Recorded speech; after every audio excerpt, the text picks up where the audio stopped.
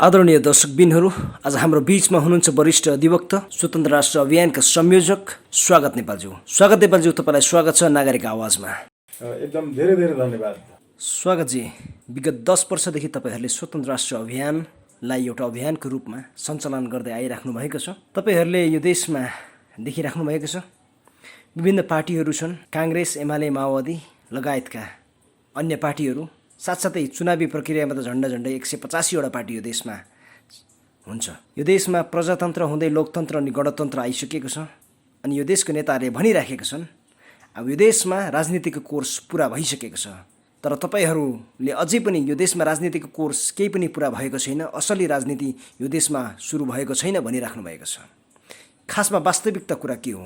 अनि यो स्वतन्त्र राष्ट्र अभियान तपाईँहरूले केलाई सञ्चालन गरिराख्नु भएको छ र स्वतन्त्र राष्ट्र अभियान के को लागि? सबभन्दा पहिलो कुरा चाहिँ के रहेछ भने अघि यहाँले भन्नुभएको विभिन्न दलहरू छँदैछन् भनेर भन्नुभएको, यी दलहरू विभिन्न नाम गरेका चाहिँ हुन्, तर दलहरूको चाहिँ नाम बेग्ला बेग्लै भए पनि यी सबै एउटै दल हुन्। हामीले एकछिन कुनै पनि पार्टीको नेताहरूलाई अहिले खास गरिकन युवाहरूलाई अझ बढी तपाईँ अरूलाई गाली नगरिकन यो देशको मूल समस्या के हो, हामी किन सधैँ जस्ताको तस्तै रह्यौँ, यो देशको सरकार किन बहुमत प्राप्त भए पनि 2/3 भए पनि नेपाली कङ्ग्रेसको 48 सालको स्पष्ट बहुमत भए पनि टिक्न सकेन, पञ्चायतमै पनि किन पटक पटक परिवर्तन भइरहन्थे, अहिलेको पनि मूल समस्या यही हो, यो किन हुन्छ भन्ने बारेमा अरूलाई चाहिँ गाली नगरिकन तपाईँ आफ्नो मात्रै विचार राख्नुहोस् त भन्यो भने गाली नगरिकन बोल्न सक्ने स्थिति छैन। यो भनेको के हो भने वास्तवमा मुलुकको समस्या के हो त? हाम्रो देशको उत्पत्तिदेखि अहिलेसम्मको हामी जनताले नै प्राप्त गर्नुपर्ने अधिकारहरू प्राप्त गर्यौँ कि गरेनौँ? देशको समस्या त कङ्ग्रेसको पनि समस्या हो, एमालेको, माओवादीको, राप्रपाको, मधेस केन्द्रित दलहरूको सबैको समस्या हो नि। हो त्यो मूल समस्यालाई चाहिँ कसरी पहिचान गरे मान्छेले? खासमा अहिलेसम्मको चाहिँ हाम्रो मुलुकका नागरिकहरूले सरकार बनाए पनि त्यो सरकारले चाहिँ विदेशीको मात्रै पक्षमा काम गरिरहेको छ भन्नुपर्ने कारण के होला? विदेशीले मुलुक चलाएको भनेको कारण के होला? के साँच्चै यिनीहरू विदेशीसँग खर्लब बिक्री भएर पैसा ल्याएर आफ्नो ब्याङ्क खातामा हाल्छन् होला त? के चाहिँ हो त समस्या? हो यसको बारेमा बोल्नु पर्यो भने समस्या छ मान्छेहरूलाई, किनकि त्यतातर्फ ध्यान दिइरहेका छैनन्। हाम्रो देशको मुख्य समस्या बेग्ला बेग्लै नाम गरेको एउटै राजनीतिक दलहरूले चलाउनु, बेग्ला बेग्लै नाम गरेको तर एउटै व्यवस्था, त्यो व्यवस्था परिवर्तन भयो भन्ने नाममा तिनै व्यक्तिहरूले घुमिफिरी शासन गरिरहनु र सरकारमा पुगेका मान्छेहरूले जनताको हितका लागि काम गर्न नसक्नु, यसको कारण चाहिँ के हो त? के बेग्ला बेग्लै भनेको कसरी बेग्ला बेग्ला भयो? यिनीहरू त फरक पार्टीहरू छन् त। एकदमै यिनीहरूको उयो चाहिँ एउटै खालको भयो भन्नु खोज्नु भएको। यहाँले वास्तवमा सही प्रश्न गर्नुभयो। यो बेग्ला बेग्लै नाम गरेको एउटै पार्टी हामीले भनिरहेका किन छौँ भने सबै पार्टीको सांसदहरू मन्त्री प्रधानमन्त्री बन्न पाउनुहुन्न भन्ने धारणा छैन। सबै पार्टीको जनताबाट डाइरेक्ट सरकार चलाउने व्यक्ति चुनिनुपर्छ भन्ने धारणा छैन। सबै पार्टीको यही धारणा छ कि एउटा मान्छे एउटा मात्रै निर्वाचन क्षेत्रबाट जितेपछि ऊ देशैभरिका मान्छेको प्रधानमन्त्री हुन पाउनुपर्छ भन्ने छ अहिलेसम्मका सबै पार्टीहरूको। जो अहिले प्रधानमन्त्री हुनुहुन्छ, पहिला हुनुहुन्थ्यो होला वा भविष्यमा हुनुहुनेछ, उहाँहरू अहिलेकै प्रधानमन्त्री केपी ओलीको कुरा गरौँ न। के देशभरिका मान्छेका लागि उहाँ प्रधानमन्त्री हो र? देशभरिका मान्छेले उहाँलाई प्रधानमन्त्री छानेको हो र? होइन। अनि कसरी महाकालीको मान्छेको पनि त्यो प्रधानमन्त्री हुन सक्छ? झापाकै पनि केपी ओलीको निर्वाचन क्षेत्र बाहेक अरू निर्वाचन क्षेत्रका मान्छेको ऊ प्रधानमन्त्री कसरी हुन सक्छ? उनकै निर्वाचन क्षेत्रको पनि जम्मा भोटरको 51% केपी ओलीले पनि प्राप्त गरेको होइन। भनेपछि आफ्नै निर्वाचन क्षेत्रमा पनि जित्न नसकेका अरू सांसदहरूको लागि जो लडिरहेका थिए उनीहरूको भोट एकै ठाउँमा राख्ने हो भने केपी ओलीले पाएको भन्दा बढी हुन्छ हार्नेहरूको। भनेपछि केपी ओलीकै मत पनि तपाईँको कम मत रहेछ। भनेपछि यसरी प्रत्यक्ष निर्वाचित राष्ट्रपति प्रधानमन्त्री हुनु पर्यो भन्ने तपाईँको अझ प्रधानमन्त्री पनि होइन, प्रत्यक्ष निर्वाचित राष्ट्रपति नै। प्रधानमन्त्री प्रत्यक्ष चुनिने हो भने संसदबाट फेरि राष्ट्रपति चुनिने व्यवस्था हुन सक्नेछ। हाम्रो देशले अहिले पूर्व राष्ट्रपति धेरै बनाएर, पूर्व प्रधानमन्त्री धेरै बनाएर उनीहरूलाई तपाईँको चाहिँ तलब भत्ता मासिक रूपमा दिएर राख्ने स्थिति छैन। अहिले अमेरिकाको राष्ट्रपतिले तपाईँको मासिक चाहिँ 30,333 रुपियाँ खान्छन्। नेपालको राष्ट्रपतिले अहिले 1,00,000 तपाईँको चाहिँ 50,450 कि 45 रुपियाँ प्राप्त गर्छ। उसको 30,000, यहाँको तपाईँको चाहिँ 1,45,000 हो, 45,000 होइन। अब 1.5 लाख हाराहारी भयो। 1.5 लाख हाराहारी। फेरि यो बाहेक अरू पनि फेरि बेग्लै प्राप्त हुन्छ, जसले गर्दा 2 लाख क्रस हुन्छ। त्यसमा चाहिँ तपाईँको दैनिक सुरक्षा लगायतको त कुरा सरकारले गर्ने भइहाल्यो। त्यो बाहेक चाहिँ अरू खर्चहरू छन्, इन्धन लगायतका, बेला बेलाका पोसाक परिवर्तनका। अब मैले भन्न खोजेको के हो भने राष्ट्रपति त्यसैले हामीलाई चाहिँ निर्वाचित प्रत्यक्ष भइसकेपछि प्रधानमन्त्री चाहिँदैन, जनताबाट प्रत्यक्ष भइसकेपछि। अब नेपालको सबै दलहरू के भन्छन् भने जनताबाट डाइरेक्ट चुनिने मान्छेले सरकारको नेतृत्व गर्नुपर्छ भन्दैन। त्यसैले सबै दलहरू बेग्ला बेग्लै नाम गरेको एउटै हो। नेपालको सबै दलहरू यो भन्छन् कि जनताको तर्फबाट चुनिएको भनेर कानुन बनाउनु पर्ने सांसदले मन्त्री हुनुपर्छ, प्रधानमन्त्री हुनुपर्छ। सांसदहरू नै मन्त्री बनेर प्रहरी परिचालन गर्नुपर्छ। प्रत्येक सांसदले तपाईँको 6 करोड मासिक चाहिँ लिनुपर्छ, आफ्नो निर्वाचन क्षेत्र विकास कोषका लागि लिनुपर्छ भनेर भन्छन्। सांसद बनेर प्रहरीलाई तपाईँको सरुवा बढुवा इत्यादि गर्नुपर्छ भन्छन्। सबै दलको धारणा एउटै हो नि। यी सबै दलको धारणा के होइन भने जनताले आफ्नो तर्फबाट उम्मेदवार उठाएको होइन। उम्मेदवार त टिकट दिने हाइकमान्डले उठाएको हो। उसले फटाहालाई उम्मेदवार बनायो भने बहिष्कार गर्न पाउनु हुँदैन जनताले भनेर भन्छन् सबै पार्टीहरू। भनेको राइट टु रिजेक्ट हुनु हुँदैन भनेर भन्छन्। तर हामी भन्छौँ राइट टु रिजेक्ट हुनुपर्छ भनेर। 10 वर्ष राइट टु रिकलको पनि विषयमा कुराहरू गरिराख्नु भएको छ। एकदमै। अब राइट टु रिकलको विषयमा चाहिँ अलिकति प्रश्न पारिदिनुहोस्। अब राइट टु रिजेक्ट चाहिँ पार्टीले उम्मेदवार उठाएको हो, जनताले उम्मेदवार उठाएको होइन। हामीले भोट हालेको भन्दैमा हाम्रो प्रतिनिधि भनेर भन्न मिल्दैन। To cast vote and to select the people's representatives, यो दुईटा फरक कुरा हो। आफ्नो जनप्रतिनिधि छान्नु र भोट मात्रै हाल्नु फरक कुरा हो। हामीले भोट हालिदिएको मात्रै हो। तपाईँ उम्मेदवार हुनुहोस् भनेर उम्मेदवार उठाएको त होइन। उम्मेदवार त पार्टीले उठाएको। अनि उसले उठाएका उम्मेदवारहरू चाहिँ देखेकै छौँ, सबै गुन्डाहरू इत्यादि, जेल जानुपर्ने मान्छे उम्मेदवार बनेर आउँछन्। अब यो उम्मेदवारलाई नै बहिष्कार गर्न जित्छन् पनि त तिनीहरू, जित्छन् पनि फेरि, किनकि ढुङ्गामुढा गुन्डागर्दी इत्यादिबाट जित्ने हो। अब हो यो राइट टु रिजेक्ट भयो भने उम्मेदवारलाई बहिष्कार गरेर भोट हाल्न पाइन्छ। नत्र चित्त बुझेर उम्मेदवार भने घरमै बस्नुपर्छ मान्छेहरूले। घरमा बस्नु भनेको त कर्तव्यशील नागरिकको काम होइन।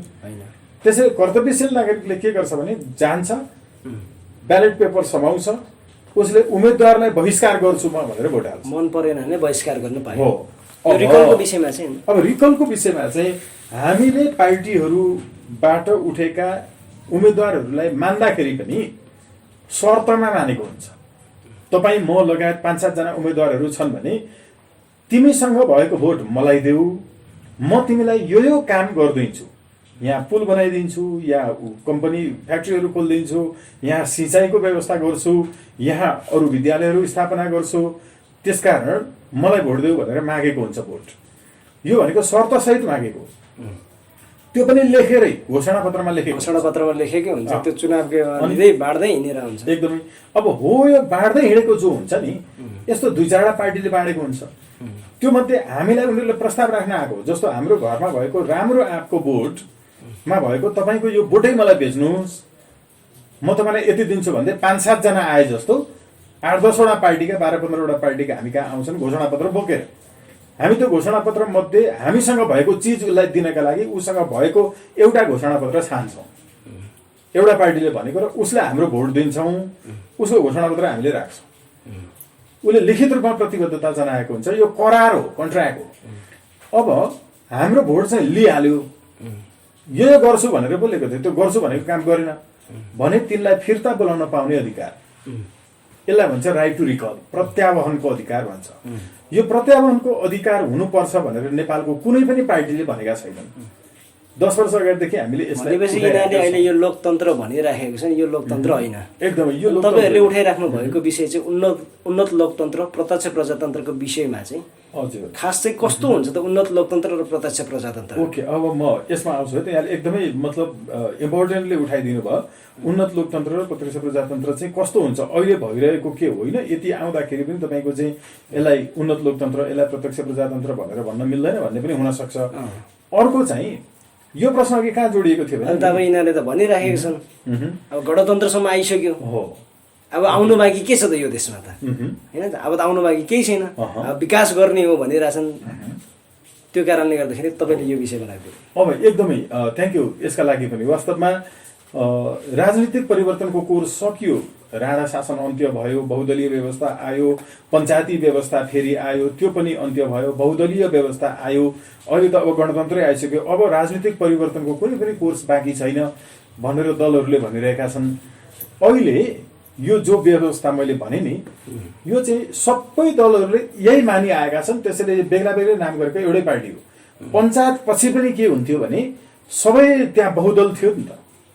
हेर्नुहोस् है, एउटा राजा जुन थियो होइन, त्यहाँनिर संवैधानिक राजतन्त्र, बहुदलीय प्रजातन्त्र, हिन्दू अधिराज्य, तपाईँको चाहिँ प्रेस स्वतन्त्रता अनि स्वाधीन न्यायपालिका, यति कुराहरू मान्ने, राजतन्त्र नमान्ने दललाई त छुट थिएन त, तर बहुदल थियो। राजतन्त्र नमान्ने दल दर्तै नहुने व्यवस्था पनि बहुदलीय व्यवस्था हुन्थ्यो त, हुँदैन थियो। हेर्नुहोस् है, राजतन्त्र नमान्ने दललाई मात्रै स्वतन्त्रता भएको व्यवस्था थियो कि त्यो, राजतन्त्र मान्ने दलहरूलाई मात्रै स्वतन्त्रता भएको व्यवस्थालाई एकै प्रकृतिका दलहरूको मात्रै स्वतन्त्रता भएको व्यवस्था थियो। जस्तो तपाईँको 2030-32 सालतिर चाहिँ वीर नेम्माङले नेपाललाई चाहिँ तपाईँको संघीयतामा लानुपर्छ भनेर आवाज उठाएका थिए। उनलाई तपाईँको चाहिँ दमन भयो इत्यादि के भयो। 46 सालपछि तुरुन्तै तपाईँको गजेन्द्र नारायण सिंहले चाहिँ संघीयताको विषयमा कुरा उठाए होइन।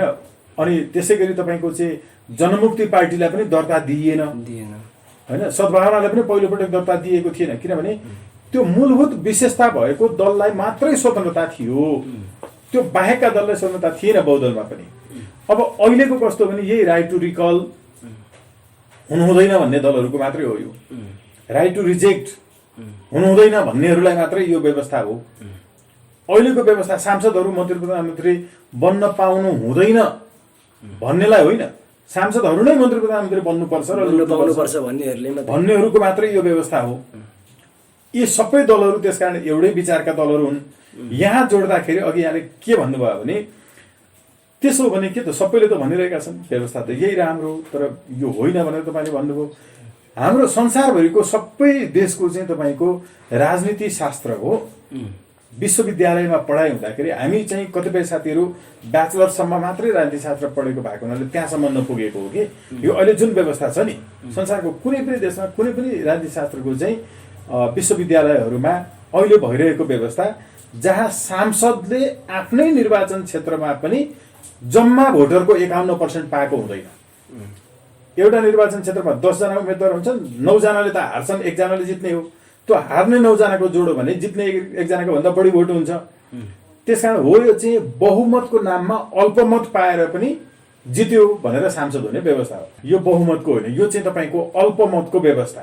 यसैले मैले भन्दैछु संसारका सबै तपाईँको राजनीति शास्त्रीहरूले सुनुन्, राजनीति शास्त्रका महान महान PhD गरेकाहरूले सुनुन्, यो व्यवस्थालाई चाहिँ तपाईँको ओलिगार्की भन्छ, अल्पतन्त्र भन्छ, यसलाई स्वल्पतन्त्र भन्छ, OLIGRACHY हो। यो व्यवस्था त अल्पतन्त्र हो, त्यसैले अघि भनेको कि लोकतन्त्र आएको छैन, यसलाई लोकतन्त्र भन्दैन।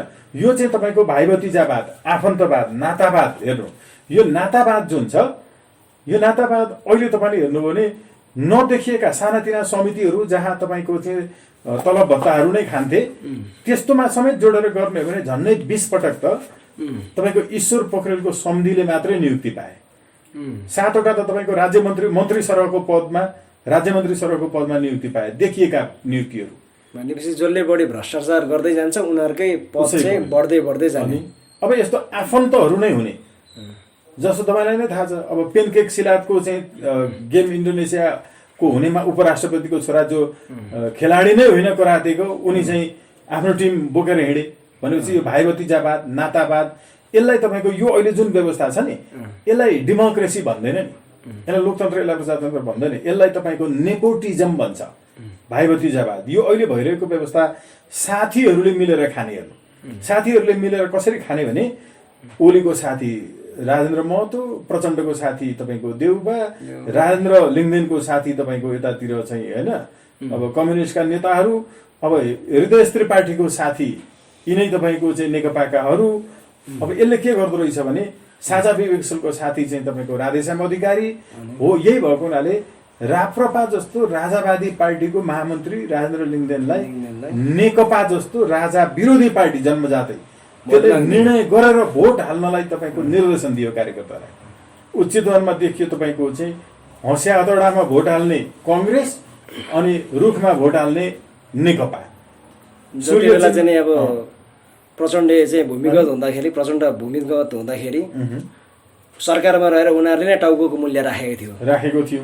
अब उनीहरूसँगै यो साथीहरूले अब यसरी मिलेर गरे कि राष्ट्रिय सभामा तपाईँको साझा विवेकशीलले राधेश्याम अधिकारीलाई भोट हालेर जितायो।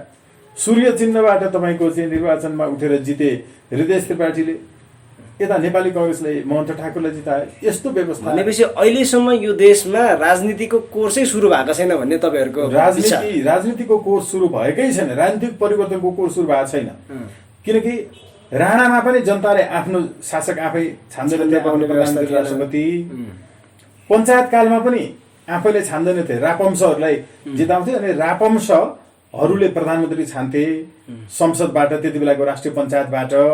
सांसदहरूको बहुमतले पो हुन्थ्यो त, जनता देशैभरिकाको 51%ले छान्दैन थियो।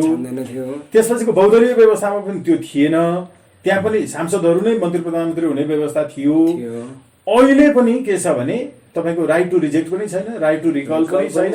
अहिले पनि सांसदहरू नै मन्त्री प्रधानमन्त्री हुने हो। अहिले पनि अल्पमत पाएर नै तपाईँको बहुमत हो भन्दै सरकार चलाउने व्यवस्था हो। बहुमत त बाहिर छ। भनेपछि मेन भ्रष्टाचारको जड नै यहाँ छ, जहाँ चाहिँ वडा अध्यक्ष उठ्नु नै 5-10 लाख रुपियाँ मान्छेले खर्च गर्छन् भने ती सांसदहरू मन्त्री प्रधानमन्त्री बन्नुलाई यहाँ लाखौँ करोडौँ खर्च गर्छन्। अनि त्यही सांसदहरूलाई चाहिँ नि ढाल्ने चलाउने खेल भइरहेको छ। एकदमै सही भन्नुभयो। जस्तो म अघि आउँदै थिएँ, यसमा फेरि अलिकति म आउँला। अघि भनेको जुन मैले यो भने नि साथीहरूलाई नै जिताउने, साथीहरू मिलेर टाउके मिलेर गर्ने, यसलाई राजनीति शास्त्रको भाषामा क्रोनिजम भन्छ, साथीवाद भन्छ। अहिले मुलुकमा जे भइरहेको छ यो साथीवाद हो। अर्को के छ भने म त यति वर्ष जेल बसेको हेर्नुहोस् भनेर शासन गर्ने व्यवस्था 2046 साल यता सुरु भयो। मैले पाउनुपर्छ टिकट किनकि म यति वर्ष जेल बसेको छु, म हुनुपर्छ प्रधानमन्त्री किनकि म यति वर्ष जेल बसेको छु। यति हो यो बुढाबुढी तन्त्र, जेल बस्नु नै योग्यता भयो, जेल बस्नु नै योग्यता भयो। अब यसलाई भन्छ तपाईँको यो चाहिँ जिरिन्टोक्रेसी भन्छ, नट डेमोक्रेसी। जिरिन्टोक्रेसी अहिले चलिरहेको बुढाबुढी तन्त्र जुन छ यो चाहिँ सोचको बुढाबुढी तन्त्र पनि हो है। फेरि हो यो बुढाबुढी तन्त्र अहिले चलिरहेको छ, जेरिन्टोक्रेसी चलिरहेको छ, बुढाबुढी तन्त्र चलिरहेको छ, प्रजातन्त्र लोकतन्त्र चलेको छैन। अर्को चाहिँ सत्तामा रहेर स्रोतको दोहन गर्ने व्यवस्था। अघि तपाईँले आफै भन्नुभयो चुनावमा जति पनि खर्च गरेर मान्छे चाहिँ जित्न किन तयार हुन्छ, किन आलम मोहम्मद अफ्ताब आलमले इटाभट्टामा मान्छे पोलेर जित्न तयार हुन्छ, किनभने सांसद बनेपछि मन्त्री बन्न पाइन्छ। सरुवा बढुवा होइन, ठेका पट्टा योजना अनि त्यो 6 करोड रुपियाँ प्रति सांसदको निर्वाचन क्षेत्रको हो, यो प्राप्त गर्नलाई चुनावमा जति पनि खर्च गर्छन्। अनि फेरि अलिकति मैले नबुझेको यो मन्त्रीहरूमा नि होड हुँदो रहेछ नि सर।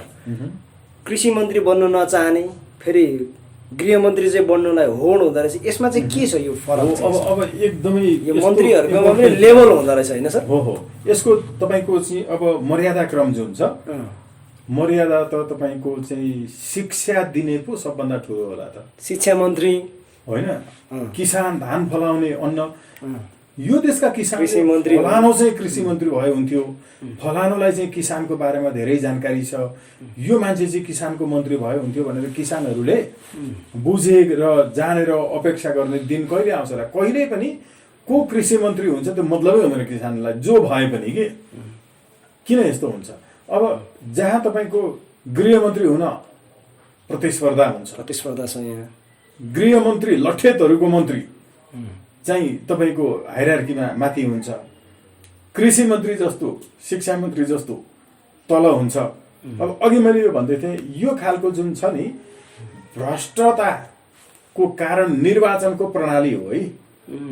हेर्नु, निर्वाचनमा किन खर्च बढी हुन्छ भन्दा सांसदहरू मन्त्री प्रधानमन्त्री बन्न नपाउने व्यवस्था हुने हो भने निर्वाचनमा खर्च गर्दैन। किन गएर राम्रो अध्ययन गरेर कानुन मात्रै बनाउने भएपछि खर्च गर्दैन। किन खर्च गरिरहनु पर्यो? त्यहाँ पैसा कमाउनु पाउँदैन। अनि अब हो यो नहुने बित्तिकै तपाईँको अहिलेको व्यवस्थामा चाहिँ जसरी पनि भ्रष्टतापूर्वक फेरि अर्को चुनाव लड्नका लागि भ्रष्टहरू नै तपाईँको चाहिँ समाजमा सम्मानित देखिने, भ्रष्टहरूले नै तपाईँको समाजमा नियन्त्रण गरेर बस्ने यस्तो व्यवस्थालाई तपाईँको क्लेप्टोक्रेसी, राज्यको सम्पत्ति दोहन गर्ने जुन व्यवस्था छ हो, यो दोहन गर्ने व्यवस्थालाई तपाईँको क्लेप्टोक्रेसी भन्छ। यो चोरतन्त्र, भ्रष्टहरूको चोरतन्त्र हो अहिलेको व्यवस्था। अहिलेको क्लेप्टोक्रेसी भयो, क्लेप्टोक्रेसी हो। र सँगसँगै जो धनवान छ, जो एकदम सम्पत्तिवान छ, त्यो धनवान र सम्पत्तिवानले मात्रै तपाईँको चाहिँ चुनावमा टिकट पाउने, उनले मात्रै जित्न सक्ने, राम्रो विचार भएकोले त चुनावमा उठ्नै तपाईँको नसक्ने अहिलेको जुन व्यवस्था छ हो, यो व्यवस्था धनतन्त्र हो। यो धनतन्त्रलाई तपाईँको डेमोक्रेसी भन्दैन, यस्तो व्यवस्थालाई प्लेटोक्रेसी भन्छ।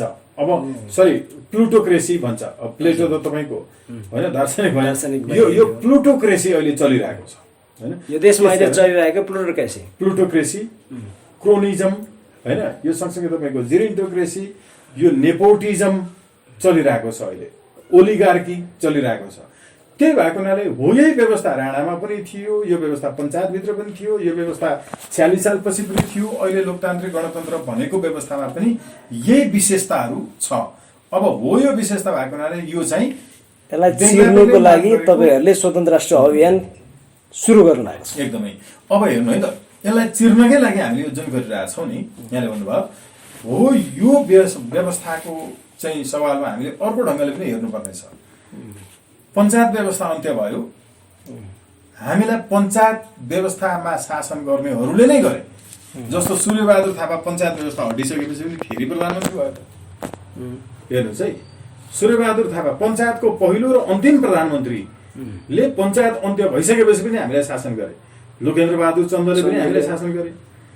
अब यो हटेपछि 46 साल पछिको व्यवस्था संसारको सबभन्दा राम्रो भनेर यी नेताले हाम्रा देशभरिका विभिन्न परिवारका मान्छेहरू मार्न लगाए, मराए, आफैले मारे। अब यिनीहरूले मान्छे मारी ल्याएको 47 सालको जुन संविधान थियो त्यो व्यवस्था अन्त्य गर्न पनि फेरि हामीले नै नेता भनेका बनाएका तिनै मान्छे लागि परे। तिनीहरूले पञ्चायत व्यवस्था अन्त्य गरिसकेपछि पनि हामीलाई तपाईँको प्रचण्ड यो चाहिँ तपाईँको लोकेन्द्र बहादुर चन्ददेखि लिएर सूर्यबहादुरसम्मको शासन भोगाए। अब लोकमान सिंह कार्कीहरू जो जीवनमा एक अक्षर पनि लोकसेवा आयोग नपढेको मान्छे, लोकसेवा आयोग पास गरेर मात्रै निजामती कर्मचारी हुन पाइन्छ। हुकुम प्रमाङ्गीबाट ल्याएको मान्छे पुरा टुप्पी बाँधेर तपाईँको चाहिँ सारा मेहनत गरेर परिश्रम गरेर ऋणपान गरेर होइन पढेका गरिबका छोराछोरीहरू जो निजामती कर्मचारीमा जान्थे ती सबैको टाउको भयो निजामती गणतन्त्रमा आएर फेरि गणतन्त्रमा आएर। हेर्नु, अब हुकुम प्रमाङ्गीबाट हुँदै हुँदै त्यहाँसम्म आइसकेपछि कुनै पनि देशको लोकतन्त्र छ कि छैन भनेर चाहिँ आधार अम्बुड्सम्यान भन्छ, अरू देशमा हाम्रो देशमा अख्तियार भन्छ।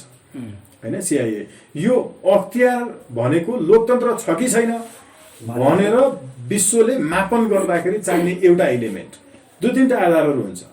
एउटा तपाईँको चाहिँ जुडिसियरी इन्डिपेन्डेन्ट छ कि छैन न्यायपालिका, अर्को प्रेस चाहिँ तपाईँको स्वतन्त्र छ कि छैन, अर्को त्यो देशमा सार्वजनिक खरिद ऐन छ कि छैन र छ भने त्यो लागू राम्रोसँग भएको छ कि छैन, अर्को भनेको त्यो देशमा अख्तियार छ कि छैन। प्रमुख भए यी 4वटा तत्त्व छ भने मात्रै त्यहाँ लोकतन्त्र बलियो छ भनेर त्यहाँ तपाईँको चाहिँ पारदर्शिता छ भनेर भनिन्छ। र ट्रान्सपरेन्सी इन्टरनेसनलले पनि यो 4वटा तत्त्वका आधारमा चाहिँ तपाईँको त्यो देशको लोकतन्त्र बलियो छ छैन र पारदर्शिता छ कि छैन भनेर हेर्ने हो। हेर्नुहोस् है, अब हो त्यस्तो तपाईँको लोकतन्त्रको खम्बा मानिने अख्तियारको प्रमुख चाहिँ ठ्याक्कै अब राजा नै त हो नि त। तपाईँको लोकमान सिंह कार्की होइन, हुकुम ब्रह्माङ्गीबाट आएको मान्छेले ल्याएर गणतन्त्रका नेताले पछाडि के थियो?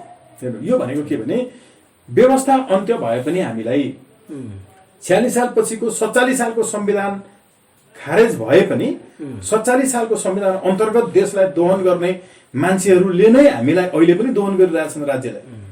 किनकि यिनै देउबाहरू 47 सालको संविधानबाट हामीलाई शासन गर्नेहरू थिए, तिनै तपाईँको प्रचण्डहरू इत्यादि सरी लोकेन्द्रहरू होइन। अनि यिनै मान्छेहरू हुन् तपाईँको चाहिँ अहिले पनि आइपुगेर फेरि पनि लोकमान सिंहहरूलाई बनाउने र सूर्यबहादुरहरूलाई हाम्रो टाउकामा चढाउने त यिनै माधव नेपाल देउबा होइन, यिनै तपाईँको चाहिँ कङ्ग्रेसका नेताहरूदेखि लिएर प्रचण्डहरू नै हो लोकमानहरूलाई बनाउने भनेपछि त्यही लोकमानलाई यिनैले फेरि राजाकै बेलाका शासक प्रशासकलाई हाम्रो टाउकोमाथि चढाएर गिर खेलाउने हो भने व्यवस्था त्यही छ कि नयाँ छ? भनेपछि यहाँ व्यक्ति भन्दा पनि हाम्रो व्यवस्था खराब भएर यो यस्तो छ। मुख्य रूपमा चाहिँ के हो भने व्यवस्था नै मुख्य कुरा हो। हेर्नु है, हामीले व्यवस्था परिवर्तन भन्यौं तर व्यवस्था परिवर्तन भएको थिएन, सरकारहरू मात्रै परिवर्तन भएका थिए। 47 सालको संविधान फ्यालेर गरेको तपाईँको चाहिँ अहिलेको शासकहरू नै 47 सालको संविधानको बेलाको शासकहरू हुन् र 47 सालको संविधान आएपछिको बहुदलीय प्रजातन्त्रमा पनि तिनै शासकहरू हुन् लोकेन्द्र सूर्यबहादुर जो पञ्चायतमा थिए। हेर्नुहोस् है, यसरी हेर्दाखेरि के देखियो भने यिनले व्यवस्था चाहिँ असफल भयो भनेर हामीलाई झुक्याउँदै संविधान फालिरहे, तर यो वा त्यो नाममा हामीलाई तिनै मान्छेहरूले शासन गरिरहे। अब यसरी हेर्दा के हुँदो रहेछ भने तपाईँले त्यो व्यक्ति पनि व्यवस्था पनि र विचार पनि यो तीनटै परिवर्तन गर्नु अबको आवश्यकता हो। त्यसकारण व्यवस्था परिवर्तन भएको छैन है। अघि यहाँले सबभन्दा सुरुमा जे प्रश्न जोड्नु भएको थियो नि, व्यवस्था परिवर्तन भयो त, राणा इत्यादि सारा अरू पार्टीहरू पनि छन्, किन चाहियो स्वतन्त्र राष्ट्रिय अभियान? नयाँ अभियान किन चाहियो? नयाँ राजनीतिक शक्तिको उदय किन जरुरी छ? त्यो सोध्नु भएको हुनाले व्यवस्था अहिलेसम्म परिवर्तन भएको छैन, गर्नु जरुरी छ। अहिलेसम्म राजनीति भएको छैन। यो राजनीति होइन, अघि मैले भने प्लेटोक्रेसी हो, नेपोटिजम हो, क्रोनिजम हो, प्लुटोक्रेसी हो, यो तपाईँको ओलिगार्की हो। त्यो भएको हुनाले हो यति व्यवस्था हामीले परिवर्तन भयो भनेर जो भनिरहेका छौँ, व्यवस्था परिवर्तन भएकै छैन। त्यसैले हामीले अब अहिलेको अवस्थामा चाहिँ साँचो रूपमा राजनीतिलाई परिवर्तन गर्न जरुरी छ। राजनीति नै अहिलेसम्म भएको छैन, यो त व्यापार भएको छ। नयाँ नयाँ भिडियोहरू हेर्नका लागि हाम्रो च्यानललाई सब्स्क्राइब गरिदिनुहोला, साथै छेउमा रहेको बेल आइकनलाई पनि दबाइदिनुहोला।